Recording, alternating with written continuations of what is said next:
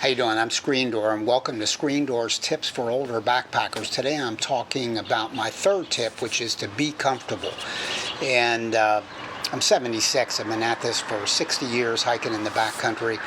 So I've learned that being comfortable relates to my first tip, which is to have fun, and that's why I do this.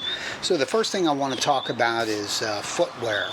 There are two choices you have, maybe more than two, but the two big ones would be, do I use trail runners, which is kind of the modern trend. These are not waterproof, breathable. They're porous. They weigh nothing. They're very comfortable, vibrant soles, so they have great grip, but they're very comfortable. I just did a 24-hour hiker challenge, and I wore these for 24 hours. I did 27 miles and no blisters. They were very comfortable. The other choice would be more traditional hiking boots, and I've had these, many of these over the years. These are very lightweight also, but these happen to be Gore-Tex breathable. So one question is, what's going to keep you more comfortable when your feet get wet, whether it's crossing streams or raining? And the theory that I'm kind of buying into lately is, who cares if your feet get wet, because they're probably going to get wet anyway. These non-waterproof trail runners will dry much more quickly. And if you're ever really concerned about having damp feet all the time, I've got some waterproof breathable socks, and at least anytime you're kind of annoyed with the clammy, damp feeling of wet shoes, put these on. Now there's another question, and that is, do you use gaiters? I tend to use them. So they're tied together, but they hook on to the front of the lacing and they go over the boot. Always be sure to put these under your pants or your rain pants, so that the water goes down your rain pants and then over these, and then it goes over the shoes. So these are pretty useful for keeping out dirt and stones, pebbles, as well as moisture. Should you use liners or not? There's sort of a debate about whether they help keep you from getting blisters or cause blisters. I don't tend to use them much anymore, but you can always do that. And then moleskin. So moleskin, whenever I feel any kind of a hot spot, which is what we in backpacking would call a pre-blister, you peel off the back, you put that on your foot, and I've had that stuff on sometimes for 3 weeks straight on a long backpack trip, and when I get home, peel it off and throw it away, but it really has kept me from getting blisters that I otherwise might have gotten. Now, as far as the sleep system, so you got a couple choices on that. So sleep system is going to be a sleeping pad and either a quilt or a sleeping bag. I have sleeping bags that unzip all the way and they can become quilts, and that gives you some versatility. And then there's the question of, do you use a pillow or not? Let's start with a pillow. I mentioned on a previous video, this is kind of an emergency hospital pillow, and you stick a straw in here and blow it up, and then to deflate it, you stick the straw back in and press on it, and it deflates. This weighs, who knows, an ounce, if that. And you can then put this into a stuff sack if you want. You can put a buff around that to have a nice microfiber, soft, more comfortable kind of. But if it's all about comfort, you got to decide if you want a pillow. This is a blow-up pillow, doesn't weigh much. This is Nemo. When it's deflated, it's you can stick it in your pocket. So I tend to use a pillow. Makes it more comfortable. As far as the sleeping pad, this is a closed cell Z-Rest. Doesn't cost a whole lot. I even cut it to make it shorter and lighter. Tie that on the back of your pack. This is the NeoAir, the Thermarest NeoAir X Lite, kind of my preferred one. I blow this up with a garbage bag. I'm going to do a video on that in the future to show you how to do that. Oh man, it's so easy, and it's, tiny little garbage bag. You can stick that in your pocket if you want. So to be comfortable, sleeping system, sleeping is real important to be comfortable. So I use a blow-up pad, a sleeping bag that can become a quilt. and a pillow. Now, as far as clothing to stay comfortable, can't be cotton. You know, the joke adage in backpacking is cotton kills because it can lead to hypothermia, because it gets wet, it doesn't dry, your core temperature drops, and frankly you could be in trouble. So synthetic shirts and pants and socks and all of that. And as far as your feet, I've already covered that, but at the end of the day, you know, put on some dry socks, let the other socks air out, possibly dry out. Rain gear.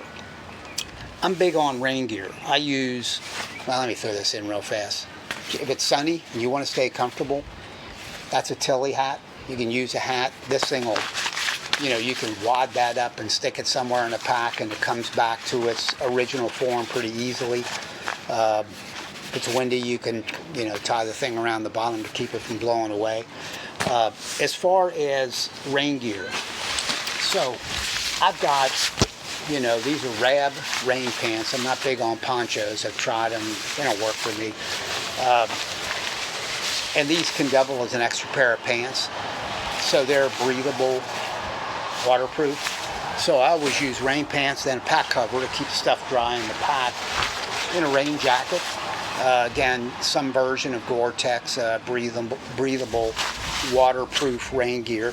And, you know, maybe even I've got a Salomon cap that's like this, and maybe I don't take this and I take this breathable, waterproof cap that even if it's raining, you can put the hood down and wear a hat and keep your head dry.